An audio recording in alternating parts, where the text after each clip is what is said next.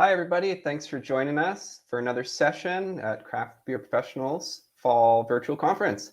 I'm Phil Neumann with Mainstem Malt, and I'm here with Adie from Wefunder. We're going to be talking about thanks, Adie. We're going to be talking about equity crowdfunding in kind of an interesting way as a tool to empower stakeholders and boost diversity while you go to raise capital as a company. So just a general rundown of what we're going to talk about. I'll give an overview of Mainstem Malt. Adie? Oh, sorry. And I'll be giving an overview about equity crowdfunding and how it can also be used as a Jedi tool by the end of the day. And for those uninitiated, that's justice, equity, diversity, and inclusion. So, all right. So in terms of Mainstem Malt, we are a craft malt company. Started back in 2015, circa, and our thing is high integrity malts, and we're doing our darndest to make progress in beer, spirits, and agricultural industries. And really, our origin story is in sustainable agriculture.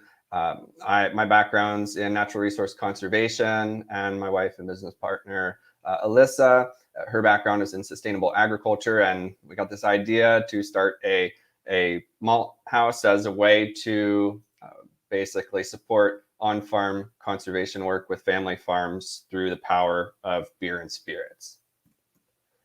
And this is not really a super necessary slide for this audience, but it is for most everybody else. And Malt 101, basically, yeah, you all need it. Brewers and also a lot of distillers. If you're making single malt whiskey, for example, or even other kinds of spirits, you need it as well. And so often called referred to as the soul of beer. We think it's pretty darn important. But there's also this kind of awkward mismatch in the industry between the craft beverage scene and the commodity malt supply. So that's been something that's been front and center in my brain on how to kind of work around that deal for the past several years building this business. And in a bigger sense, what you have really is this shifting of the spotlight in craft beer and also spirits from other processes and ingredients to craft malt as this really interesting solution to getting past a strict reliance on commodity malt and in some cases just like imported malt from specialty malts from abroad. And so we're proud to be a part of the Craft Maltsters Guild, a growing network of folks in North America and now abroad that are all working to rebuild local to regional grain economies in service to brewers and distillers and farmers. And really for Mainstem, there's two sides to our model in this community. We want to sell great malt to artisans, but we also want to educate and inspire their fans, understanding that most people don't really know what malt is, let alone why there are opportunities and challenges in this space. We have a small team so far. Hopefully this will grow in the coming year, 2 years, but we've got some big plans, but pretty much this is myself and Heather Sharp Gray in front of Montana Craft Malt in Butte, Montana. It's pretty much us running the show most days. We work with a growing network of processing partners from cleaning to grain cleaning and storage to malting facilities, other craft maltsters who have their own facilities. And so we play the role of supply chain manager. My co-founder Alyssa helps out with communications, and then we have some reps that are pro brewers and distillers that help us sell malt. And really, our growth plan for the business is to continue to build these processing partnerships for base malt production at scale, and then focus our resources on building these smaller specialty and innovation and also experience centers, malt hubs, so to speak. That will help bring the whole story under one roof and also keep us innovative and from a recipe development perspective, grain variety perspective, but also a sustainability perspective as well. And then we have an ultimate goal of building more of an online presence where we can help connect consumers to artisans that are using our malt and other awesome ingredients. So far, despite our team size and limited infrastructure, we've been able to do prove value and do business with a whole bunch of artisan brands around kind of primarily the Northwest and Alaska, but as far south as California, as far east as New York State, and then here shortly up into Canada. I should say the majority of our malt goes to American single malt whiskey producers right now. Westland Distillery, Copperworks Distilling, and both in Seattle, and then Amalga Distillery in Juneau, Alaska. And then brewers have been largely specialty projects, but we've been able to scale a lot more retail cans these days, which has been nice. From a sustainability perspective, I'd say we're off to a good start. We're the first and only B Corp certified maltster globally. All of our grain is certified to the Salmon Safe standard, which protects water quality and habitat for wild salmon in the Northwest, and then also other critters and fauna or flora that depends on intact streams. And everything we sell is 100% traceable back to the fields of origin, which is really cool. You can scan a QR code and see where it came from. And our grain purchases are roughly 2 million pounds so far, are allowing us to influence management decisions on these family farms to the scale of about 30,000 acres. And then the whole idea of this is, as the malt business grows and we can move more malt to brewers and distillers at a relative premium over the commodity maltsters, then we have this way to fund progress throughout the supply chain, all the way back to the farms of origin. And well, I'd say most of our focus to date has been on the environmental side. We realized pretty early on that there's we can't just focus entirely on the environment, because most environmental problems are at the root social problems that we have to sort out. So really, we find ourselves as this really key intermediary with two big industries, agriculture and craft beverage.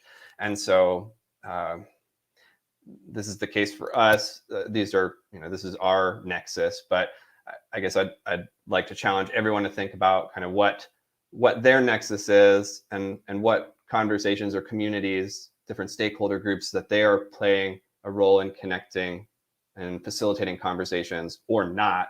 And just, is that an issue, or are you okay with it? Should the world be okay with it? So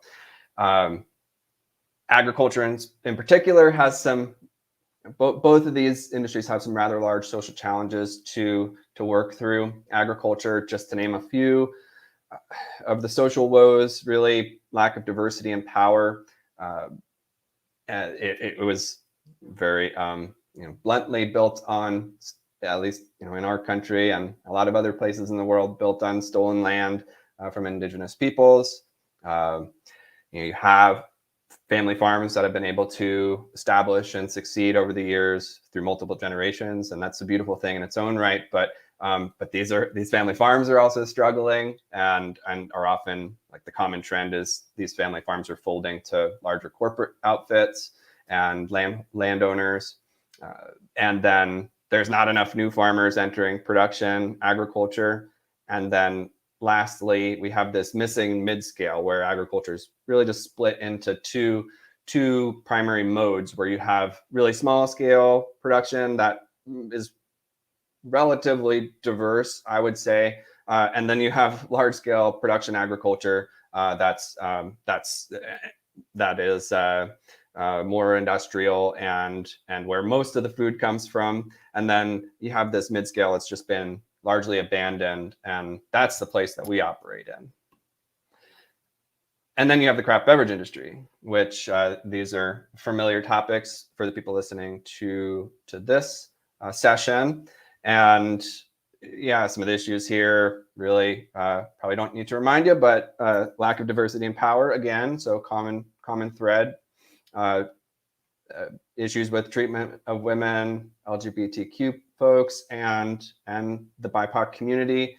So there's and yes, this has flared up rather substantially, like the sort of outrage with this situation, and then you have kind of this broader existential crisis that's unfolding with consolidation threatening the craft ethos and the culture of, like, being scrappy startup brewers and distillers, and wanting to keep that passion in place.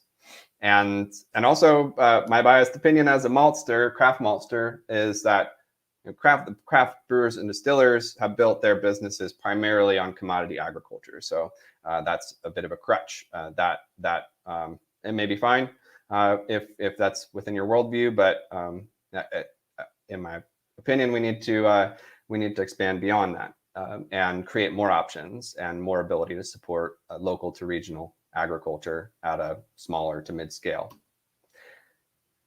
This is a lot of stuff in a spreadsheet, but the general message is, when we have these complex problems, we need an integrated approach to start solving them. And so at Mainstem, we're in the process of rebuilding our impact tracking framework, where we're basically organizing everything by our bottom line principles, like people, planet, profit, focus areas that we decide to focus on in each of those categories, and then a really strong position statement on where we want to go, what's our guiding principle for each of these focus areas, and then under each of these areas are metrics that, if we're concerned about paying land rent to indigenous groups, which is something that we will be making progress on, paying land rent to tribes where the farms are located, that where we're sourcing our grain, the ancestral inhabitants. There's a bunch of other things like wage equity that we could track. But anyways, point being, there's these things are complex enough that if you're not tracking them really well, and if someone's not holding you accountable, it's likely that the progress that you want to make isn't gonna really happen over time. And one of the three P's is profit. We need profit. We are a market-based approach to progress. We need to have a functioning company that creates profit, to be able to wrap that back into our mission and or our operations, and further progress against all these metrics. And so to do that at any scale, you need capital. And right now we are out raising up to $1 million on Wefunder. You can learn all about it at wefunder.com/Mainstem Malt.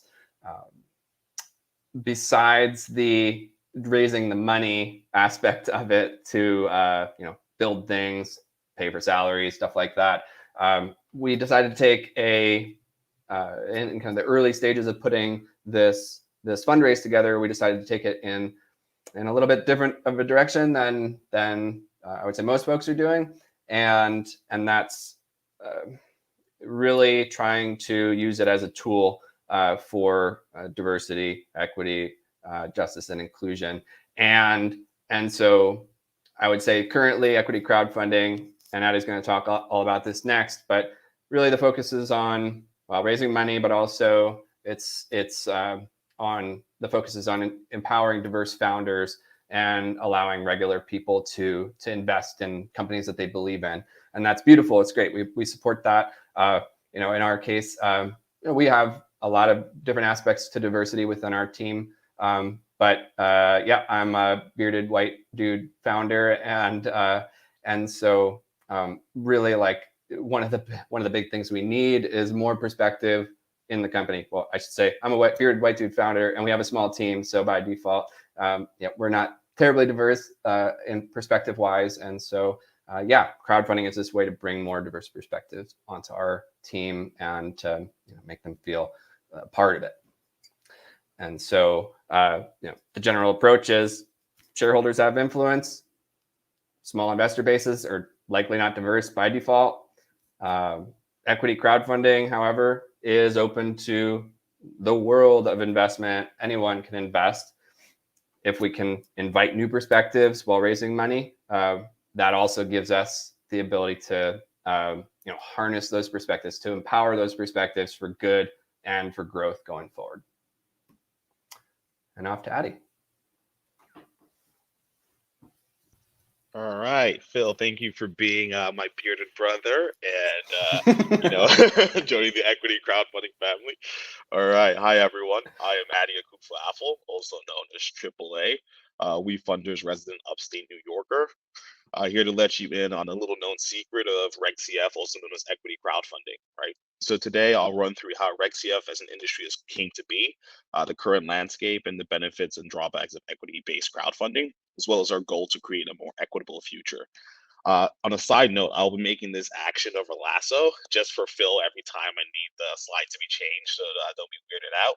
And since it's 4 p.m. my time, the States, so if you guys have your favorite beverage and you feel, you want to take a swig every time I do, the lasso, go ahead and feel free to do so. So let's start things off. And I believe Phil is on the right slide. Perfect. So, in January 2012, a group of young radicals thought it would be wrong that only extremely wealthy individuals could invest in their startups, right? So, they lobbied Congress to legalize equity crowdfunding, which would allow them to invest in their friends' startups on the ground floor. They were then invited to DC by a few lovely senators, Senator Brown, Senator Bennett, Senator Merkley, and Representative McHenry, to teach them how to start raising money. So, that's where the concept of equity crowdfunding was born. Equity crowdfunding, or Reg CF, most people know, was created and passed in 2012, but took effect in May 2016, beforehand only allowing regulation D investors to invest, but now in 2016, being able to provide the public and the general public a community where investing in an organization is possible.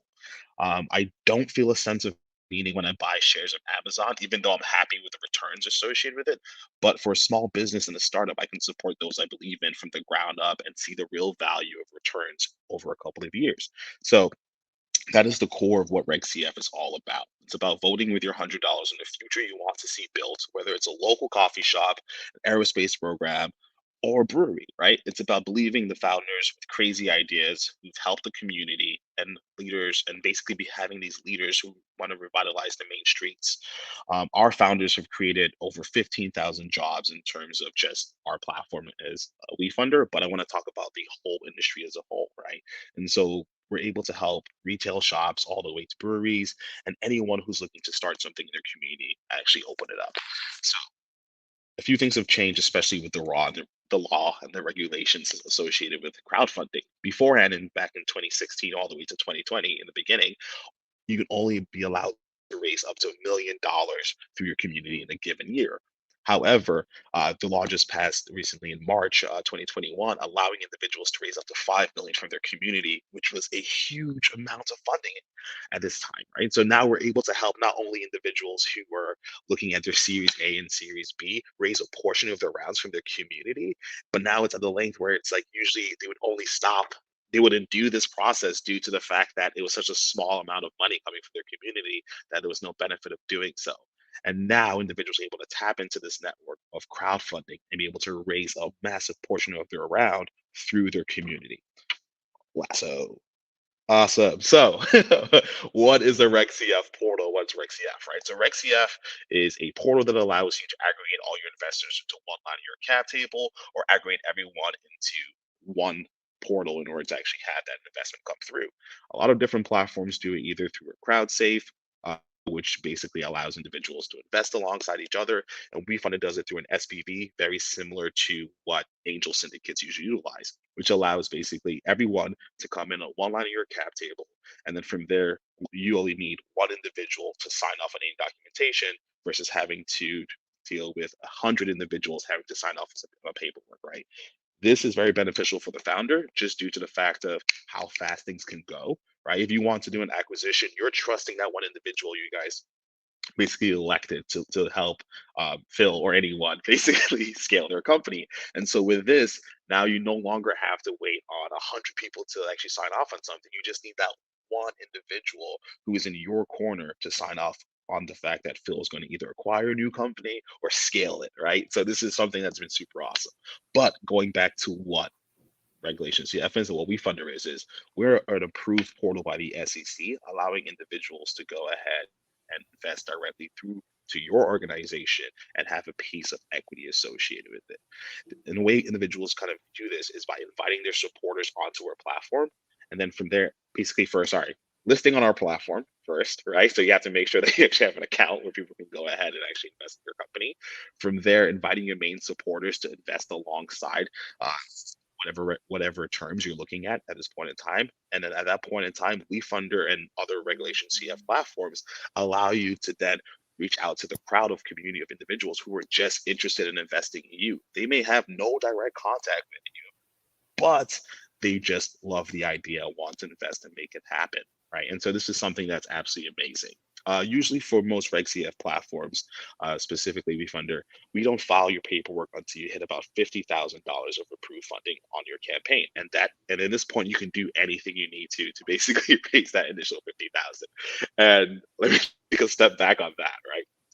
You can go ahead and reach out to your network, allow individuals from your friends, family to basically invest alongside the terms that are currently on your platform. You can go on the news and tell individuals you're currently looking to raise funding. However, you cannot say how much you're looking to raise or the terms associated with the raise. You basically have to say, hey, look, looking to raise funding. Here's what our business is. If you love it, go ahead and check it out on the Wefunder website. Or personally, I usually say, have an invest button on top of your current website page, right? It's like, hey, look, just go to my website, you'll see an invest button and go ahead and click that and learn more about a company and why you should invest, right? And so that's a huge tactic we kind of utilize in order for individuals to kind of drive momentum over to their campaign, but at the same time, not saying anything associated with the terms or how much or terms or the valuation of your company in the general public. And that's just something that the SEC basically frowns upon. So it can only be terms and evaluation can only be on a portal that's been approved by the SEC. All right. So again. Okay. Why have I never heard of this? What is RegCF? Why? Okay. Next slide. All right. So that's a great question, right? To simplify it, Regulation CF is still the new kid on the block at the end of the day, right? It started again 2016. It's only been a couple years since we've really brought this up. And during that time, we were only capped at the $1 million range. However, in 2020, we saw a lot of angels and a lot of VCs basically closing their doors associated with investing into companies. They were just putting money right back into the organizations they already invested in versus investing in new companies. And so Reg CF came about. We were able to allow accredited investors or angels who were like, hey, look, I have a 50K check and I want to give it to this company. However, I'm not sure like the VC that we're supposed to send them over to isn't investing at this moment in time. But they have a huge community that would love to see this come into play. So I'll go ahead and put in the first dollar associated, the first 50,000 associated with it. And then from there, have their community come in underneath it in order to invest, right? And so that really took off and we saw like huge numbers during that time. Sorry, give me 2 seconds here. We saw huge numbers during that time. All right. So in 2019, the overall industry had only done around $104 in terms of funding during this time. In 2020, we saw that double to 214 million to date, right? And in terms of Wefunder alone, last quarter in Q1 of 2021, we did over 68 million in just that quarter alone by ourselves, right? And so that's a huge fraction of the entire market of what happened in 2020 done by one single platform. And so, of course, we're very excited about this and seeing how this is going to be growing just due to the fact that now a lot of stakeholders, VCs, angel groups, angel syndicates can basically utilize Wefunder in order to actually help in terms of individuals or companies that are in the CPG space or in the tech space who are looking to raise capital from their community and getting in on these early stage rounds, as well as the later stage rounds when it's just mostly focused on the community approach, right? It's a great way to have your fans, your family, and everyone jump in early and legally, right? Because again, you have to be an accredited investor in order to invest in a company. So being able to do this legally into an idea that's like being formed and see where it goes at the end of the day, right? So all right. So here are the numbers, right? What I was mentioning. All right. We funded at 68 million in Q1 of 2021. And to date, we've done around $355 million in total over since 2016 in Regulation CF, not Reg D, right? Not Reg D, Regulation CF from the crowd, from the community. And this has just been absolutely amazing. And we look to keep on growing with this volume. It's just something I'm just like really, really looking forward to. And especially the more volume goes up, that means the more companies are helping. That means the more jobs that are created. And it just keeps on going, just keeps on going. All right, lasso.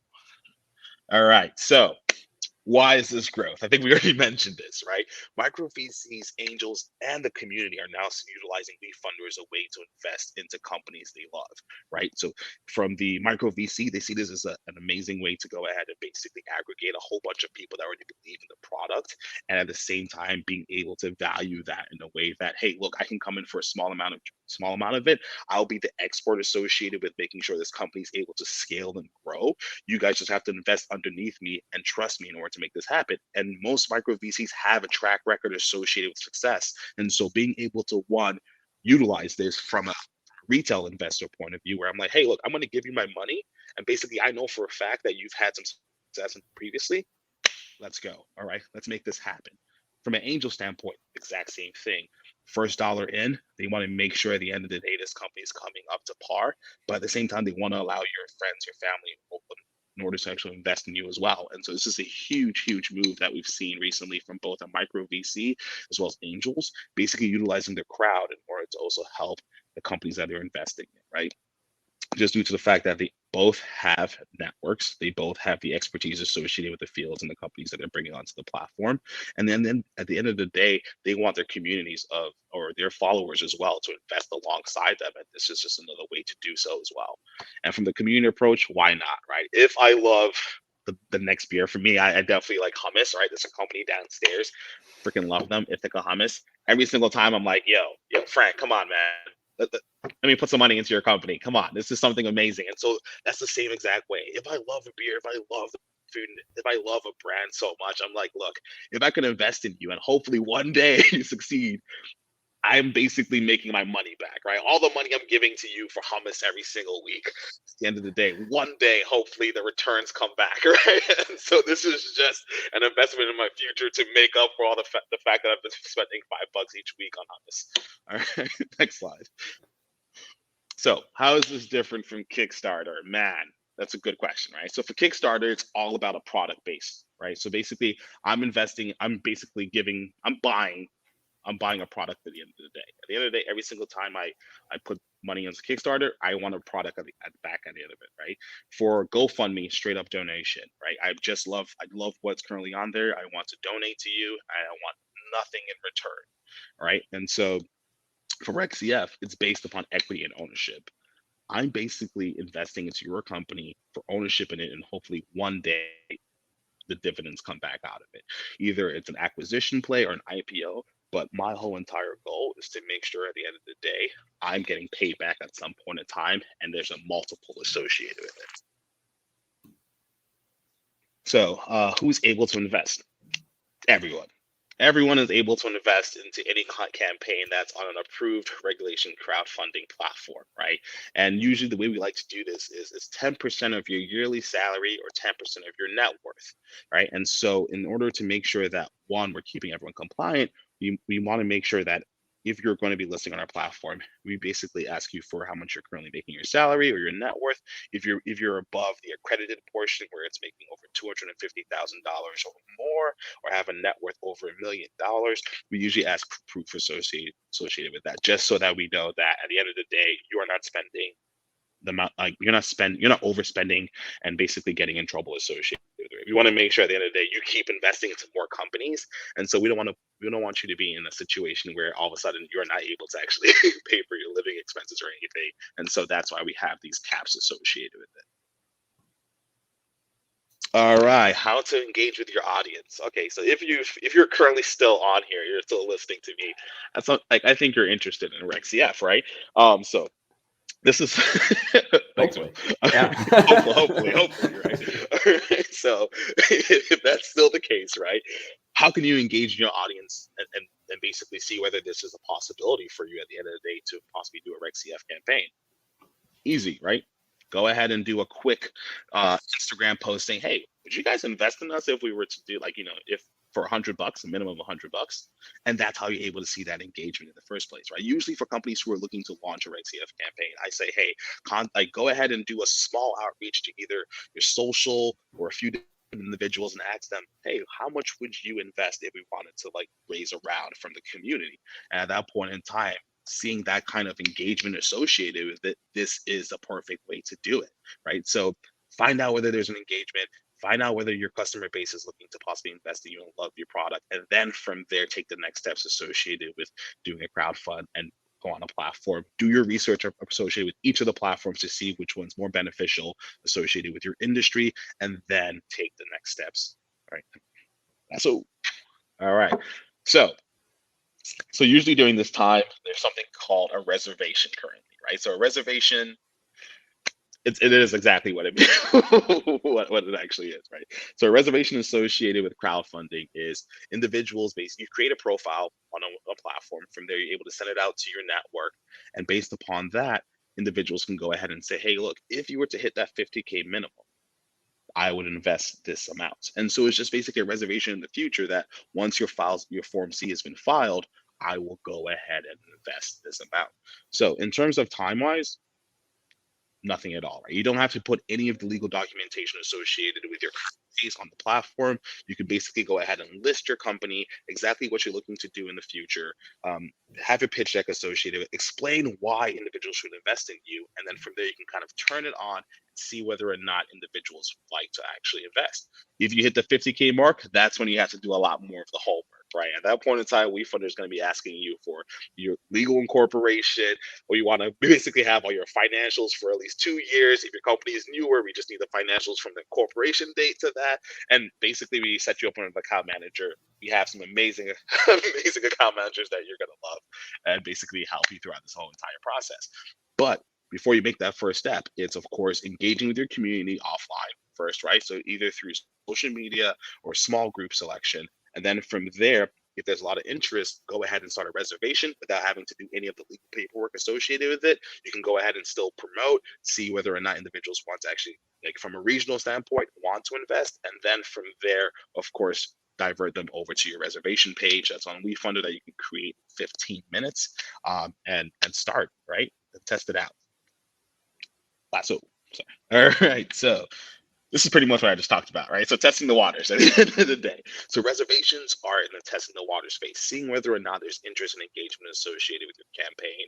If there is, of course, the follow-up steps is that once you hit the 50,000, we send you over to an account manager. We start all the legal paperwork, file the Form C, get you up to date on our platform, and shoot you out to our network of 1.25 million individuals. Hopefully, at that point in time, there's a lot of a bigger conversion associated with this, and they are just super interested in your company. Not only from a national level, since of course Wefunder is everywhere in the US, but also from the fact that from a regional level, at that point in time, there's a platform where you can go ahead and drive engagement directly towards it. That's all right. So how long does a typical campaign take? That's a good question, right? So at the end of the day, it's all about how much prep work you've done beforehand. So doing that kind of engagement, seeing exactly whether there's a feasibility test associated with your round. But what we like to say is like the typical round on Wefunder takes anywhere between 30 to 90 days at the end of the day, right? 30 to 90 days from when you start all the way to from the Form C filing all the way to when you actually finish up your round. However, for Wefunder, we make sure that we also have disbursements points. So disbursing the funds. So usually for most companies, once they file their Form C, their minimum is either 50,000 to 100,000. And so if your minimum is at 50,000, you can go ahead and start taking out funds at that point in time, if and when individuals who are your investors approve of that round. So basically, you'll go ahead and tell an account manager, hey, look, I hit 50,000. I want to go ahead and start taking out that initial block of 50,000. We go ahead and reach out to your investor base. If they're like, yeah, go ahead. We want that investment to go towards them. We'll then go ahead and disperse it out. But usually before that, once the Form C is filed, of course, it takes 21 days before we're actually able to disperse out the funds. But in that process, we're basically making sure that these investors are approving the fact that you can go ahead and basically receive that funding. And at that point, after the initial 50K disbursement, we'll start doing it in 100K blocks. So every single 100K you've raised, we'll go ahead and disperse out those funds at that time. What kind of business should consider Reg CF? Everyone, man. Napkin ideas, Series A, Series B, industry agnostic, subject matter experts with the team, you name it. I've seen companies with just a napkin idea raise several hundred thousand just because, again, they were experts associated with the field and they had a network of individuals who trusted them and wanted to invest, right? So for me, it's always doing that feasibility study first, right? Making sure you reach out to folks, see exactly who's interested, find that engagement, and if you're able to hit those numbers, even if it's like 50,000, just be like, okay, cool. I have a soft commitment of 50,000 from my community. That means I can definitely go ahead and raise the rest from like a larger community or a larger campaign outside of just my initial community. So that's what I usually like to make sure everyone understands. If you're coming on Wefunder, don't think you can go ahead and just list your campaign on the platform and it's like, boom, I just raised $1 million. It takes a lot of hard work, right? And so one of the biggest things is make sure your community is engaged, make sure they want to invest. Go ahead and basically talk to angel investors, all those kind of folks, if that's individuals you're looking to target, but make sure there is some interest associated with this and there's individuals looking to invest.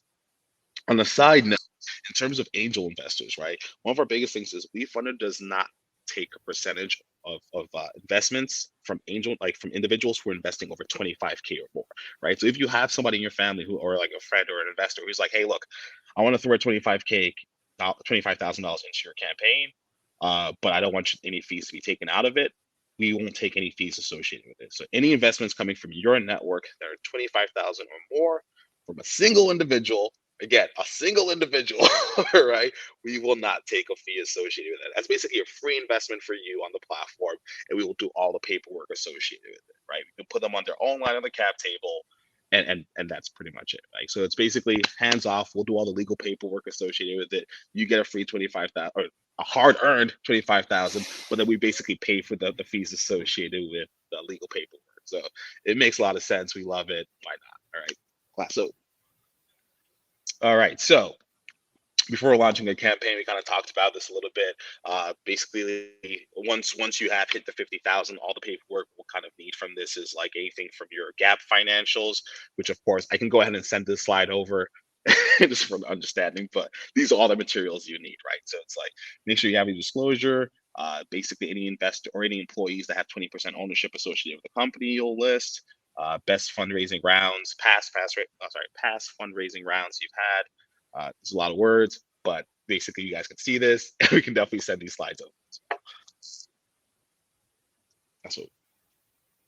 All right, so the real reason why we're here today. All right, so crowdfunding is a Jedi tool, right? And remember, so crowdfunding can be used for a Jedi tool just due to the fact that there's a lot of companies currently coming onto the Wefunder platform who've had a very hard time raising funds from traditional VCs, just due to the fact of either their industry or their background ethnicity associated with it, right? And so crowdfunding has become a huge I guess social impact tool that can be utilized in order to have individuals invest in these companies. For example, an organization called Little Libros, which is above, that basically create Latin-based founders who created a children's book that's basically being sold all over the U.S. Right? It was very hard for them to kind of raise funding associated with doing this, and currently they were only doing it internally. However, they had a huge following of individuals that absolutely loved stories that they were presenting to little children. So from there, they went ahead and launched on Wefunder and instantly raised over $1 million from their fan base, right? They already had individuals who were just chopping the bits to invest in them. From there, they're like, hey, look, why do we have to go for traditional VCs? Like, we're angels. Let's just go ahead and raise from our community. And it was such a huge impact. The diversity associated with their investors was crazy. It was absolutely amazing. Even from like small check sizes from $100 all the way to large check sizes around 10,000. They were able to raise from their community just due to the folks that really loved what they were doing. And of course, that unlocks a portion of access to, again, everyone who's looking to just jump into something that they truly believe in. Same thing happened with Curl Mix. Chromix is Mix founders had already gone on Shark Tank, right? Their story is absolutely amazing. The husband, I think, went on Wheel of Fortune. No, Jeopardy. There we go. Won $100,000 in Jeopardy. Basically, that invested $100,000 into his wife's company. From there, they've scaled the company to doing over a couple $1 million in revenue every single year. And then from there, they're like, you know what? Let's just go ahead and raise from our community. We'll do a portion of our round from our community, individuals who try our product, individuals who love it. Boom, raised over 4 to 5. I think right now they're currently at 4 million. It was just absolutely nuts. Absolutely love what they're currently doing, and we can kind of see this scale all the way through in terms of like how inclusion has been involved. Is that every single one of these individuals, every single one of these companies are basically reaching out to their network who's already diverse, reaching out to their customer base that is diverse. It's not the traditional individuals who were investing. It's not the rich. It's basically individuals who just love the product and want to see this happen and scale and benefit off of that, right? And at the end of the day, it's mostly I believe in you. I've seen what you've done. I want to invest $100. I trust in you in order to make this, like, give me back my $100 at the end of the day, or at a multiple, right? So that's what it is at the end of the day. All right, product market fit in terms of regulation crowdfunding, right? So again, we've started seeing the growth of Reg CF at the end of the day since 2020, right? We started seeing that at a certain point in time, we've finally found that stability where we're able to go ahead and start scaling versus having to keep on diving down into the base product and explanation of it. Individuals can now see that the unlocking the power of a community or individuals or customer base, it has impact. These individuals, not only will they invest in you, but they would go back in to buy your product. And that right there is just full growth associated with it, right? Again, getting a check from a VC, fantastic, right? The VC gives you $1 million, great. That's one individual. How many drinks, in this case, in terms of beer or any kind of beverage, how many drinks is that one individual going to be able to actually come in and actually, drink, right? It doesn't make any sense. But unlocking a community of individuals, like 1,000 individuals who are not only going to give you $100, but may pop in every single week in order to actually drink your beer, not only drives investment value from operations, but also drives revenue at the end of the day, right? And so that's where the huge impact is. Crowdfunding is a way to unlock not only your community from an investment portion to make sure your company keeps running, but also to increase revenue at the end of the day, right? And that's where I think earlier I talked about explanation of like, hey, look, I want to invest in that hummus company because I go there and I buy $5 of hummus every single time. So I might as well give you $100 and maybe it'll equal out at some point in time because I just keep on coming in. I'm driving up your revenue every single month, right? And I want to make sure at the end of the day, I have some skin in the game in order to make sure that one day when you do scale, like the payback is there, right? So this is why I think right now, in terms of the market fit, it's finally come into play. Individuals finally understand, hey, look, unlocking my crowd, being able, allowing them to basically invest in my company. Not only will it scale my operations funding and able to actually pay my workers, able to actually operate and actually scale this, but as well as increase my revenue. And that's what we're looking to unlock. So, all right, finally. Whew. This is a big one. Okay. Home stretch. Home stretch. All right. Oh, okay. So a few things we're unlocking in terms of the initiatives associated with like justice, equity, diversity, inclusion. Cool. Awesome.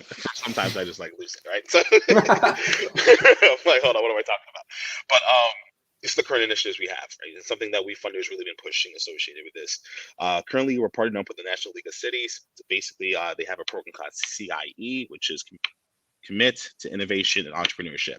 What we do there is working with NLC, we provide funding for companies who are actually looking to raise capital through Wefunder. And so one of the biggest things is this pays for all the expenses for marketing, pays for all the expenses associated with getting your gap financials done in certain cities all over the US. At the same time, these cities are working with additional partners who are also angels, as well as different community boards and PR firms to make sure that any company that's looking to raise capital in those cities gets the support they need, right? So basically, hey, we'll go ahead and connect you over to connect you over to a CPA. We'll also go ahead and help you with marketing. We'll shoot a video for you. At that point in time, when you do launch, we'll go ahead and make sure a PR team locally is able to go ahead and support you and shoot you out over to the news, any kind of different ways, put you at a market, all of that. So that's something we're doing within the National League of Cities. Next, Wefunder finally launched our City Partners program, where we basically choose individuals in certain communities who are just like so gung-ho about their community and just like want to see startups, retail businesses just raise capital and actually get the capital they need to actually grow. We basically found around 5 of these individuals throughout the US. We're looking to expand the program. We provide them funding in order to make sure that one, they bring you in as a community to understand exactly what Reg CF is, and then from there connect you with the right partners in order to actually raise capital. Same thing with the venture partner program. It's almost like a scouting system that we find individuals who are basically looking at companies that could possibly one day like get to that mark and say, hey, look, if you want to raise funding, you can unlock your community today, right now, in order to scale.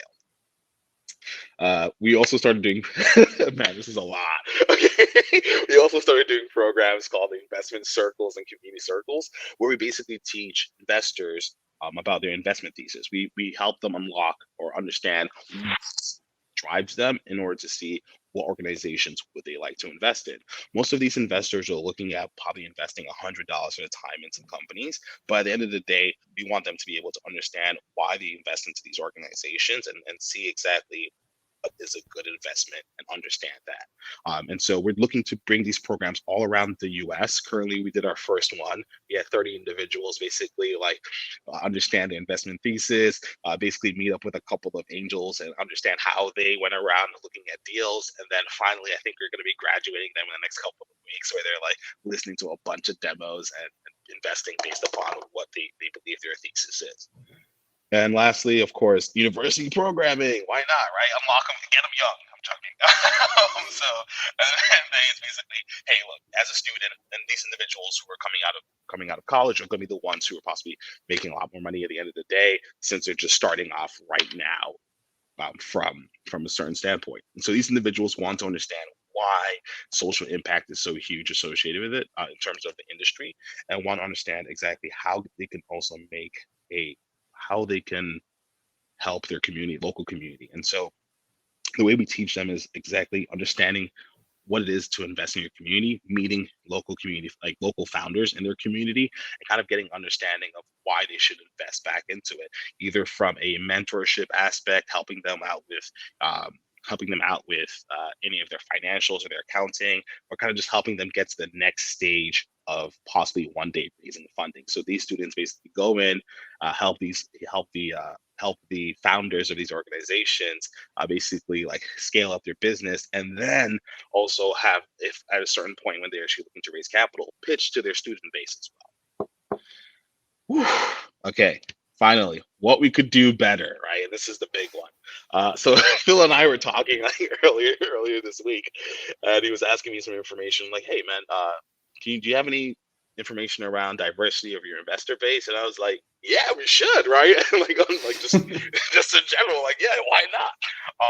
But we looked into it, and I was like, man, I don't think we have like real information associated in terms of like demographic associated with each of these investors. We know exactly where they're based. We know exactly how much they make on a yearly basis, that kind of stuff, but we don't have anything that really separates them, right? So like see them an individual associated with it. But on the other hand, we have it for all the founders.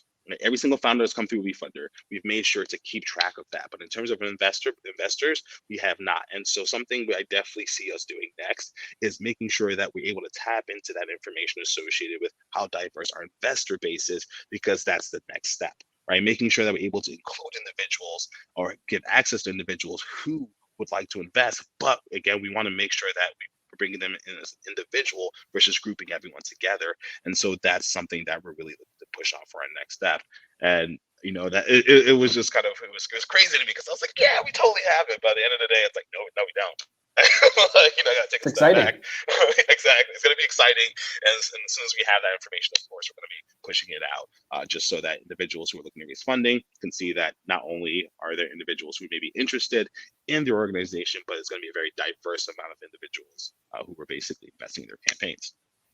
So, yes, and I think the last two is definitely about education, right? One of our biggest things we're currently looking to push out is a lot of educational programming for founders as well as investors at the end of the day. Again, we're starting in from the small groups of, university programming, investment circles, but we're really looking to expand that so that individuals who just want to learn about just investing in general are able to come onto our platform and utilize the information there to make the right decisions associated with their investments. At the same time, they're able to see exactly how impactful they can be from a dollar percentage, even if it's like a small, like even like $100, how impactful it can be for a local company is huge. And so we're looking to do more personalized impact reports at some point in time. And so that's something we're really looking to push on to the next steps. All right. Lasso. Ooh. Great. Thanks, Adie. Yeah. And No, it's a lot of information, but I think, as I was saying earlier, it surprises me how many people don't understand even the really basic details of equity crowdfunding and Reg CF. So and then as we got into this, just like how fresh this space is in general for even the ones who are really deeply involved in it. And so there's a lot of opportunity, especially when you look at social justice and environmental issues. There's a huge amount of opportunity to I guess, become more sophisticated. Okay, so at Mainstem, little old Mainstem, raising money on Wefunder right now. We really view, and through a Jedi lens, this is really a start of a long journey for us. We've laid some important groundwork for this journey, but yeah, there's a lot of stuff we have left to learn. So just summarizing kind of how we're viewing this process for us, and I'd invite you to think about how you might do something similar with your own company. But basically, start off by removing barriers to entry and inviting new investors. So basically, just be a welcoming company. Our tagline for this campaign is Mainstem For All. We mean it. Like we want everybody to feel comfortable investing in this company, not just because we want their money, but because we want their perspective. Then we really, once we move through this campaign, we want to spend time learning about our new investor base and understanding kind of why they invested, where they come from, and why they invested. We need to lean into strengthened quarterly investor updates. There's a lot of information that we want to get out to everybody. We also have to be careful about, conflicts of interest and stuff like that. And so we'll be kind of layering on information to basically investors who are maybe a little bit more sensitive because maybe they work for a competitor or something like that. But still, we want the information to be available just as it would quarterly reports for a publicly traded company. So then we want to ask our investors to help us fill out an advisory board, basically going back to that spreadsheet with all the impact tracking. Like we want an advisory board that helps keep us accountable and also makes the connections and provides the really heavy hitting feedback on where we should be going. But we also want to strengthen the ability for our investors to provide feedback to the company, and then also these advisory board members would be a way for those voices to be heard, represented, and heard. And then also as a leadership team, we want to be leading with sensitivity to all this feedback, both from investors and advisory board members, and then track progress along the way. The whole idea here is that we can do good and make a bunch of money through paying very serious attention to all this, and so that's going to lead us somewhere that we for sure can't entirely anticipate. So number 8, to be determined. I imagine there'll be some cycles in here that we'll have to go back and reimagine this along the way, but that's fine. And I want to acknowledge, the biggest way to help today's leaders who frankly are overworked and underpaid for the work they're doing in social justice in our industry. Dr. J. Jackson Beckham, she's the founder of Crafted For All and also Craft by EDU. And she has been a leader, a teacher in the craft beverage space kind of through the pandemic, and has joined the Brewers Association to provide her services as well. Anyways, we asked Dr. J if we could model our campaign off of Crafted For All, and so that's where the Mainstem For All came from. The best way to help, there are a growing number of folks who are leading in this industry, and people that others that are trying to do work like Mainstem are looking up to. So just the best thing you can do for these folks is to find out how to carry the torch yourself. So enough said there. And with that, I don't believe we've received any questions yet, which is fine, but I will offer up my email, phil@mainstemmalt.com. You're welcome to email me with any questions you may have. I'd always be happy to chat and set up a video call with you if you want, or just shoot me an email and we'll go that way. Adie, I don't know if you want to provide a similar offering, but I was like, don't email me. No, I'm kidding. Feel free to reach out to me at adie@wefundr.com. I'm always happy to answer any questions. If you want me to hear your pitch, I got you. Just let me know. I really look forward to meeting everyone. Yeah, it's awesome. Thanks for pulling off this presentation with me, Adie, and I look forward to more conversations. I'll shoot you an email with some questions. Love it. All right. Cheers, everybody. Enjoy the rest of the conference.